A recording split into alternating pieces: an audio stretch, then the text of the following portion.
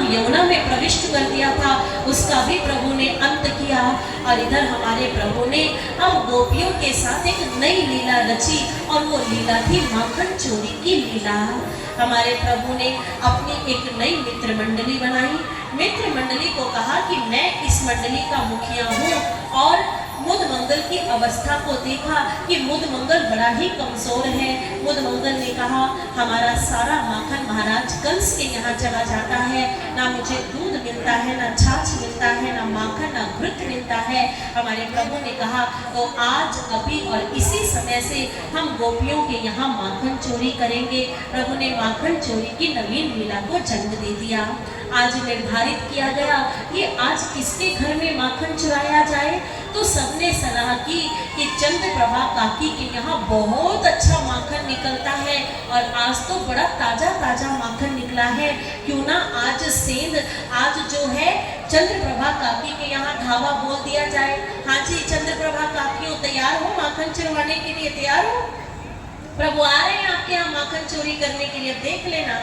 अब व्यास जी बताते हैं कि एक बार क्या हुआ कि सारी गोपियां मिलकर बड़ी परेशान यमुना के तट पर बैठकर सभी मंत्रणा करने लगी कि नंद के छोरे ने तो जीना हराम कर दिया है। ये गैया धोने से पहले बछड़ों को खोल देता है, बछड़े सारा दूध पी जाते हैं, कभी कुछ करता है, यदि माखन ना दे तो माखन की मटकियां फोड़ देता है, दही लेकर जाते हैं दही की मटकी फोड़ देता है। सब बड़े परेशान। अब सबके घरों से चोरियां होने लगी, माखन आधा होने लगा। अब सबने कहा हो ना हो ये नंद राय जी के छोरे का काम है, लेकिन प्रमाण कैसे दे, प्रमाणित कैसे करे कि चोर यही है, रंगे हाथों पकड़ना पड़ेगा। अब सबने मिलकर चंद्रप्रभा को कहा कि काकी तुम ही कुछ कर सकती हो, तुम ही करो। काकी ने कहा ठीक है माने दो। अब हमारी काकी ने प्लानिंग की। क्या प्लानिंग की? आज अचानक काकी के घर में कुछ मेहमान आ गए। मेहमान आए तो काकी के यहाँ पकवान बने। पकवान भी क्या बने? गर्मा गर्म मालपुए बने, गोभी के पराठे बने, उस पर ताजा ताजा माखन रखा गया, और ये लस्सी का गिलास। अब भाई हम थोड़ा पंजाब हरियाणा से बिलोंग करते हैं, हम जानते हैं कि गोभी आलू के पराठे खाने के बाद एक गिलास लस्सी जो पी लेता है ना, 4 घंटे से पहले बिस्तर से उठता नहीं है, ऐसा नशा चलता है। आपको होता है कि नहीं सो नहीं जानते। अब काकी हमारी बलिष्ठ हट्टी कट्टी, अब 2 की जगह 3 गोभी के पराठे खा लिए, ऊपर से 4 मालपुए खा लिए, 2 गिलास लस्सी के पी लिए, लेकिन कहने लगी आज छोड़ूंगी नहीं, उसको नंद के छोरे को पकड़ के रहूंगी। और तैयारी पता है क्या की? काकी ने जो माखन निकाला था उस माखन को मटकों में भर दिया। ये 1 मटका, ये 2 मटका, ये 3 मटका, ये 6 मटके, और कहा अपने घर के आंगन में एक छीका टांग दिया, और उस छीके के ऊपर मटके के ऊपर मटका, मटके के ऊपर मटका, मटके के ऊपर मटका रख दिया। अब सबसे ऊपर वाले मटके पर किनारे वाली थाली रख दी, उसके अंदर जल भर कर रख दिया, और फिर देखो इंतजाम, नीचे छोटी छोटी घंटियां भी बांध दी, और उस छीके के नीचे अपनी चारपाई लगाकर बैठ गई, और साथ में छड़ी लेकर बैठ गई। आज देखती हूँ कैसे चोरी करता है, और पाँव हिला रही है, इंतजार कर रही है कि कन्हैया आए तो सही। जैसे ही छीके को छुएगा तो घंटी की आवाज आएगी, घंटी की आवाज आएगी तो खट से उसको पकड़ लूंगी। अब इंतजार कर रही है, कर रही है, कर रही है। अब काकी को वासियां आ रही है, धीरे धीरे नशा चढ़ रहा है, लस्सी और पराठे अपना रंग दिखा रहे हैं। अब क्या हुआ? काकी ने अपने पाँव जमीन पर, उस पर जमीन से हवा से लहराती हुई चारपाई पर रख ली। कहते थोड़ी कमर दर्द हो गई है, कमर सीधी कर लो थोड़ी सी। अब तकिए पे सर रखकर काकी लंबी लेट गई। अब जैसे ही लेटी तो एक देवी जी काकी के पास आ गई, और जानते वो कौन सी देवी थी? देवी थी निद्रा देवी। निद्रा देवी ने काकी को आकर घेर लिया। काकी को नींद आ गई, काकी लगी जोर जोर से खर्राटे भरने। श्री रामा ने जाकर कहा कन्हैया यही मौका है, चल। काकी तो खर्राटे मार रही है, खर्राटे। अब सारे मित्र मिलकर के क्या हुआ, सारी चोरों की मंडली पहुंच गई चंद्रप्रभा के घर। अब उसमें एक हट्टा कट्टा दोस्त था, मोटू लाला था। अब उसने क्या किया, द्वार खटखटाना शुरू किया। कन्हैया ने पीछे, अरे मूर्खा आनंद क्या कर रहा है, किसी के घर में चोरी करनी हो तो मुख्य द्वार से जाते हैं कि पीछे वाले द्वार से जाते हैं? चल मोटू पीछे चल, कभी तो बुद्धि इस्तेमाल किया कर। और पीछे के गेट से जो झरोखा बना हुआ था वहां से सभी ने धीरे धीरे करके प्रवेश पा लिया। अब सब दुबले पतले सबने प्रवेश पा लिया। बीच में बेचारा मोटू लाला अटक गया। कट्टू कट्टू मुझे नहीं खींचो। अब कन्हैया वो मोटू ना तो अंदर आए बन रहा है, ना बाहर खाया कर, इतना खाता है, सबसे ज्यादा माखन तू ही खाता है। अब जोर लगा के उसको अंदर खींचा, आ गया कन्हैया भैया। अब देख रहे हैं, अच्छा तो ये तैयारी करके रखी हुई है, पूरी प्लानिंग है भाई। सीतामढ़ी वालों ने भी पूरी प्लानिंग कर रखी है कन्हैया को रंगे हाथों पकड़ने की, नहीं कर रखी है कि नहीं। अब कन्हैया टहल रखे हैं, ओ हो लगता है हमारी काकी जो है ना आजकल क्राइम पेट्रोल कुछ ज्यादा ही देख रही है, तभी तो इतना तगड़ा जुगाड़ लगाया है। नहीं ये छीका, छीके के ऊपर मटका, मटके के ऊपर थाली, उसमें जल और घंटियां भी बांध दी। अब उस कन्हैया ने सबको इकट्ठे बुलाया, सबके साथ मंत्रणा की और कहा एक मानव स्तंभ बनाओ। ये जो खंबा बनाते हैं ना, वो खड़े होकर सबने खंबा बनाया, सरोवर से जल कुंभी लगाई और कहा कि अब मैं इस मानव स्तंभ के ऊपर चढ़ूंगा और तुम शोर मत करना। अब कन्हैया धीरे से उसके ऊपर चढ़े और कन्हैया जो है सबसे पहले उस छीके के ऊपर जो घंटी बनी थी उससे कुछ बात करने लगे। कहने लगे, सुन रही घंटी, देख आज बड़ा जरूरी काम पे निकला हूँ, चोरी करने लगा हूँ, ठीक है। अगर पकड़ा गया ना तो फिर तेरी खैर नहीं, इसलिए सीधे सीधे मैं अगर छाछ को छूऊंगा, छीके को छूऊंगा तो तेरी आवाज नहीं आनी चाहिए। घंटी ने कहा, प्रभु मेरी तोपा, मेरे साथ खानदान की तोपा, मैं नहीं बोलने वाली। मटका छू तब भी नहीं, नहीं प्रभु बिल्कुल भी नहीं। इस थाली को उतारू तब भी नहीं, ना ना ना प्रभु, आज तो मैं गूंगी हो गई, मेरी तो जुबान ही नहीं है, मैं कुछ भी नहीं बोलने। आप करो अपनी लीला मजे से, मैं मित्रों को माखन खिलाऊंगा तब भी तेरी आवाज नहीं आना, ना ना प्रभु बिल्कुल भी नहीं। और मैं ये कहकर अब 60 हो गई, भाई शर्त हो गई मंजूर, चलो भाई ठीक है। प्रभु ने अपना कार्रवाई करना शुरू कर दिया। प्रभु ने छीके को हाथ लगाया, घंटी की आवाज आई घंटी की आवाज नहीं आई। पहली बार घंटी ने मौन साध लिया। प्रभु ने ये थाली के अंदर से जल पिया, घंटी बोली, घंटी की आवाज नहीं आई। ये थाली को उतारा, घंटी तब भी नहीं बोली। ये एक मटका, ये 2 मटका, ये 4 मटके उतारे, घंटी तो लगता है आज बिल्कुल गूंगी हो गई, कोई आवाज ही नहीं है। प्रभु नीचे उतरे, माखन के मटकी में से माखन निकाला, अपने मित्रों के मुंह में खिलाया। घंटी क्या बजी नहीं बजी। और इधर जैसे ही श्री रामा ने अपने हाथ में माखन लेकर प्रभु के मुख की ओर जैसे ही माखन लेकर गए और प्रभु ने जैसे ही अपने मुख में माखन का भोग लगाया तो घंटी जोर जोर से घंटी बजने लगी, जोर जोर से घंटी की आवाज आने लगी, टन टन टन टन टन टन। जैसे ही घंटी की आवाज आई, काकी हरियाकर, अरे चोर चोर, अरे कौन आ गया, अरे चोर पकड़ो रे पकड़ो, छड़ी कहाँ है। चंद्रप्रभा काकी उठ गई और सब भागने लगे, कोई दौड़ से भाग रहा है, कोई कहीं से भाग रहा है, कोई झरोके से भाग रहा है। मोटू लाला फिर खिड़की में जाकर घुस गया। कन्हैया ने कहा, कभी तो दिमाग इस्तेमाल किया कर, अरे जब पकड़ा गया है तो खिड़की से क्यों भाग रहा है, मुख्य द्वार से भाग मूर्खानंद। अब सब इधर उधर हो गए, सब छिप करके भाग गए, लेकिन कन्हैया हाथ में पकड़ में आ गए। चंद्रप्रभा ने कन्हैया को पकड़ लिया, अब तो चोरों का सरदार पकड़ा गया। क्यों सरदार जी, अब चल तेरी मैया के पास, तुझे ले जाकर बताती हूँ। बड़ा कहती थी मेरा बेटा माखन नहीं चुराता, उसके घर में माखन की कमी है, अब पता चलेगा। अब काकी ने कन्हैया का हाथ पकड़ा और लेके जाने लगी। कन्हैया ने कहा, काकी तनिक रुक जा, देख चलूंगा, अब तो पकड़ा गया हूँ, भागने का कोई इंतजाम है ही नहीं है, लेकिन तनिक इस घंटी से मुझे बतिया लेने दे। मैंने इसको कहा था, इसने अपना प्रॉमिस तोड़ दिया। क्यों रे घंटी, मैंने तुझसे कहा था ना कि आवाज नहीं आनी चाहिए, अब पकड़ा दिया ना, अब मैया डांटेगी, तू डांट खाएगी। कन्हैया ने कहा, घंटी ने कहा, प्रभु क्षमा कीजिए, आपने कहा था मैं छीके को हाथ लगाऊं तो आवाज नहीं आनी चाहिए, क्या मेरी आवाज आई? नहीं आई।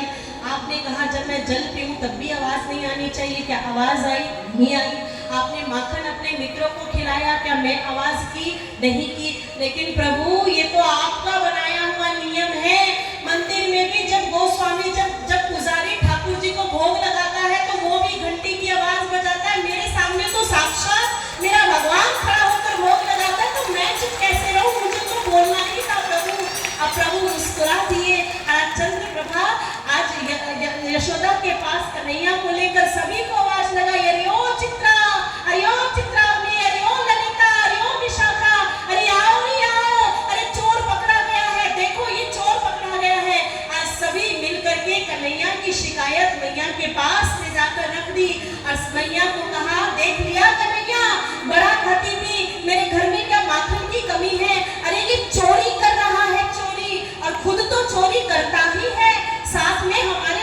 वो भी चोरी करना सिखा रहा है। आज मैया को बड़ा गुस्सा आया, बड़ा क्रोध आया। आज कन्हैया की इस हरकत से मैया नाराज हो गई और हमारे बाल प्रभु अपनी मैया को मनाने का प्रयास करते हैं। मैया आगे आगे, कन्हैया पीछे पीछे। और हमारे सूर बाबा ने इस दृश्य को कितना सुंदर वर्णन किया है। आइए उन्हीं की एक रचना के माध्यम से हम सभी श्रवण करते हैं। सुन मैया मोरी, मैं नहीं मांगने का, अरे मैया मोरी मैं नहीं मांगने का, अरे मैं नहीं मांगने का। सुन मैया मोरी मैं नहीं मांगने का, सुन मैया मोरी मैं नहीं मांगने का, सुन मैया मोरी मैं नहीं मांगने का, सुन मैया मोरी मैं नहीं मांगने का।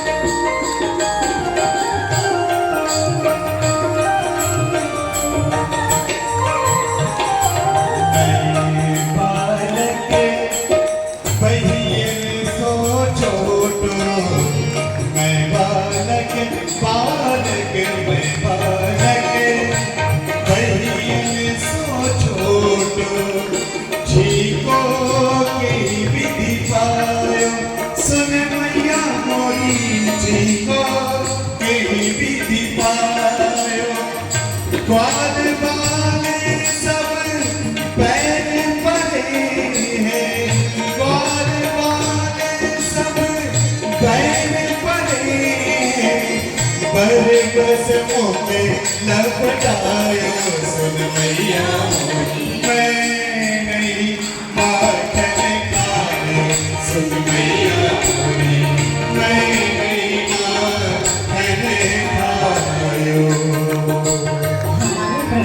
धीरे धीरे मैया को समझा रहे हैं, लाड़ लड़ा रहे हैं, मैया के गले में कभी अपनी बाहें डाल रहे हैं। मैया तू ही बता, देख मैं इतना सा बालक हूँ, मेरे छोटे छोटे हाथ हैं, छोटे छोटे पाँव हैं, और ये गोपियाँ ये लंबे लंबे दूर माखन लटका के रखती है, मैं कैसे माखन पाऊंगा। मैया अब तू खुद ही सोच, मैं सुबह सुबह गैया चराने के लिए चला जाता हूँ, सांझ पड़े घर आता हूँ, मेरे पास समय ही कहाँ है जो मैं माखन चुराऊं। अरे ये तो यूं ही मुझ पर आरोप कर रहे हैं। और मैया आज कन्हैया की एक भी बात पर भरोसा ही नहीं कर रही, और कन्हैया बार बार मैया को समझाते हैं, बार बार मैया को मनाते हैं, और अपनी एक एक बहाने से, एक एक शब्द के जाल से, शब्द के बाण से मैया को क्या कहते हैं। भोरे भई कैयन के पाछे, भोरे भई कैयन के पाछे, तोने मधुबने मोहे पठायो। मैया सुने मधुबने मोहे पठायो, सार बहन बंशी पट भटे क्यों, चार बहन बंशी पट भटे क्यों, साथ पड़े घर आयो। सुन मैया मैं नहीं मांगने का, सुन मैया मैं नहीं मांगने का, सुन मैया मोरे मैं नहीं मांगने का।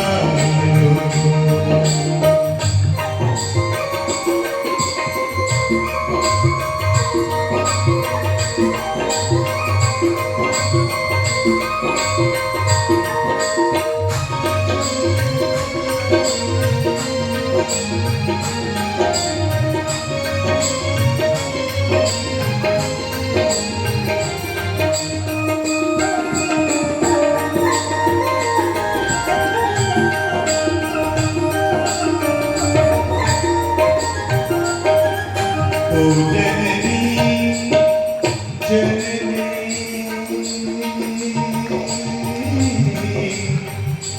हरी मैया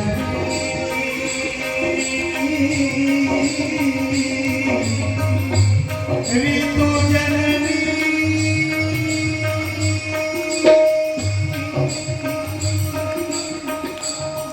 जननी तो जननी मन की अति भोरे ओ जननी मन की अति भोरे ओ जननी मन की अति भोरे इनके करे पतियायो सुन मैया मोरी इनके करे पतियायो जिए तेरे कछु भेद उपजो है जिए तेरे कछु भेद उपजे जान परायो जायो सुन मैया मोरी मैं नहीं मातन खायो सुन मैया मोरी मैं नहीं आप लोग जगह दे दिया तो पीछे लोगों को दिक्कत हो रही है टाइम में लगा उसको आगे छोड़ दीजिए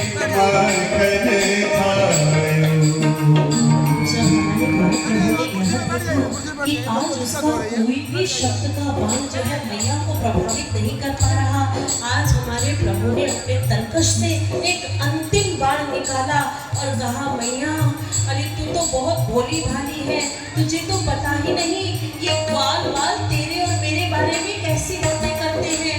अरे आज तक मैं उनकी सारी बातों को नजरअंदाज करता गया, लेकिन आज तेरे हृदय का ये भेद देखकर मुझे विश्वास हो गया कि ग्वाल बाल सच कहते थे। मैया का हृदय तो मानो यूं मुंह को आ गया। अरे लल्ला क्या कहा ग्वाल बाल ने? मैया मैया देख दाऊ ने भी मुझे कहा, वो गोपियां भी मुझे चिढ़ाती है और मेरे मित्र भी मुझे कहते हैं कि कन्हैया तू तेरी मैया का जाया नहीं है।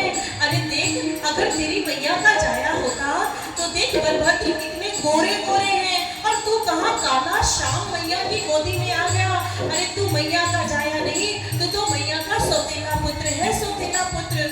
मैया आज तक मैंने उनकी बात पर विश्वास नहीं किया, लेकिन आज तेरे इस व्यवहार को देखकर मुझे लगता है सच में मैं तेरा जाया हूँ ही नहीं। आज जो ही कन्हैया ने अपने तर्कश से ये अंतिम बाण फेंका, वो बाण सीधा मैया के हृदय को भेद गया। मैया ने उसी समय अपनी छड़ी छोड़ी, अपना काम छोड़ा, अपने कन्हैया को अपने गले से लगा लिया और कहने लगी कन्हैया आज के बाद ये बात कभी अपने मुख से नहीं बोलना। अरे तू मेरा ही लाला है, मैं तेरी ही मैया हूँ। अरे जाने दे गोपियों को, मैं मान गई मेरे लाल ने माखन नहीं खाया। और हमारे प्रभु कैसे अपनी भाव भंगिमाओं से माँ को रिझा रहे हैं। ये दे अपनी लखोटी कमरिया ये दे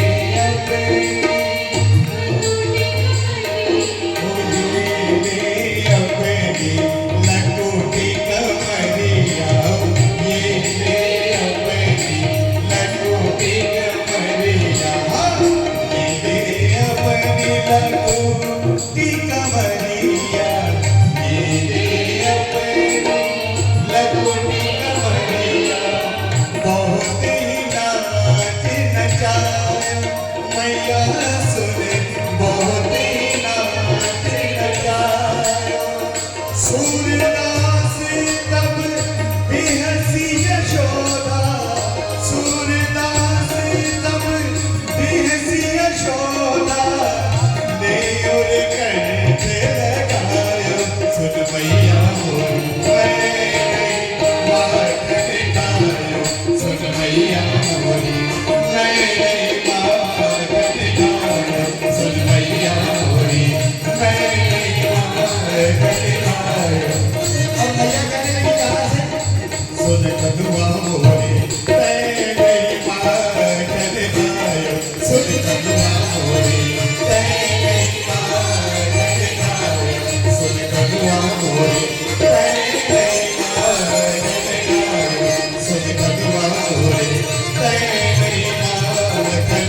नहीं मागन तय नहीं मागन